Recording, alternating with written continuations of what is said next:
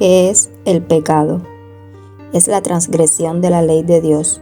Primera de Juan capítulo 3 versículo 4. Toda injusticia es pecado. Primera de Juan capítulo 5 versículo 17. Saber hacer lo bueno y no hacerlo. Santiago capítulo 4 versículo 17. Rechazar el mensaje de Jesús. San Juan capítulo 15 versículo 22. Las terribles consecuencias del pecado. Quita la paz del alma. Isaías 57 versículo 20-21. Romanos 2 versículo 9. Separa a la persona de Dios. Isaías 59 versículo 2. Torna al pecador en siervo de Satanás. Primera de Juan capítulo 3 versículo 8. Causa muerte eterna. Romanos 6 versículo 23. ¿Quién es Satanás o Lucifer?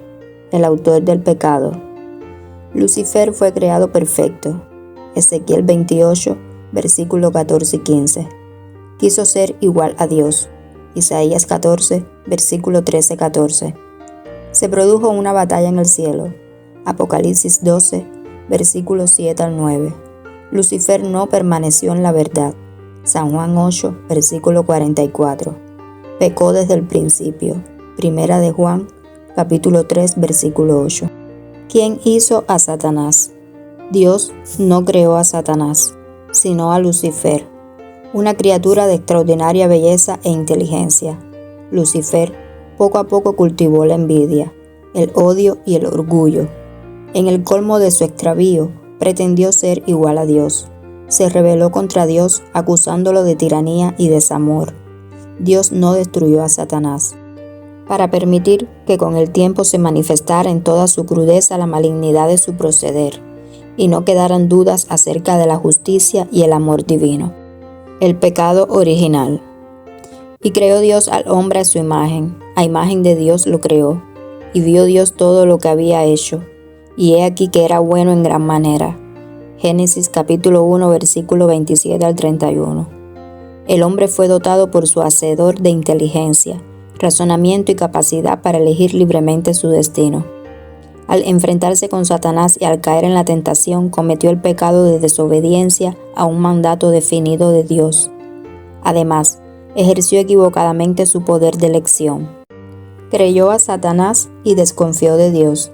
De esa manera, rechazó a su Padre Dios y se puso bajo la tutela de Satanás. Lo terrible que es el pecado.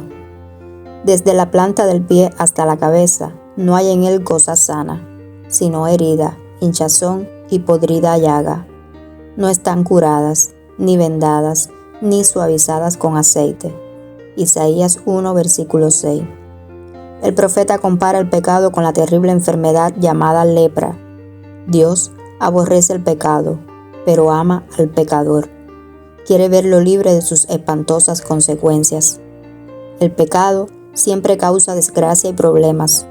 Mientras callé, se envejecieron mis huesos en mi gemir todo el día, porque de día y de noche se agravó sobre mí tu mano.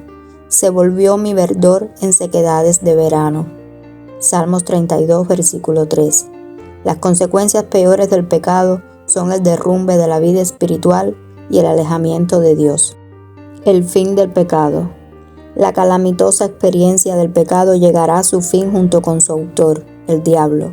Satanás y sus ángeles están reservados para el juicio del gran día. San Judas 6. Finalmente serán destruidos en el gran lago de fuego. Apocalipsis 20, versículo 10. El pecado será eliminado y nunca más volverá a surgir. Malaquías 4, versículo 1.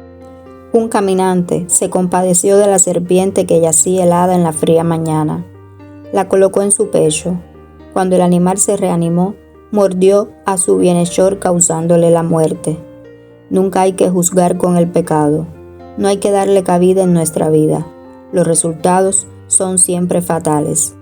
En un cementerio, unos niños que jugaban con una calavera descubrieron que algo se movía dentro. Era un clavo. Se hicieron las investigaciones y se comprobó que 30 años antes, una mala mujer mató a su marido con ese clavo.